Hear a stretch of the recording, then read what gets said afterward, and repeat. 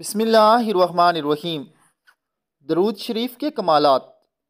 جب بھی کسی دن تم پر سخت حالات آ جائیں تو رات کے آخری پہر میں محمد صلی اللہ علیہ وآلہ وسلم پر درود بھیجنے کا اہتمام کرو۔ آپ صلی اللہ علیہ وآلہ وسلم پر درود بھیجنے سے نور، روشنی اور دلوں کو شفا حاصل ہوتی ہے۔ جو نبی کریم صلی اللہ علیہ وآلہ وسلم کی طرف درود کا ہدیہ بیچتا ہے تو اسے آسانی میسر آ جاتی ہے، اس کی تکلیفیں اور پریشانیاں دور ہو جاتی ہیں۔ پڑھنا کیا ہے؟ بسم اللہ الرحمن الرحیم۔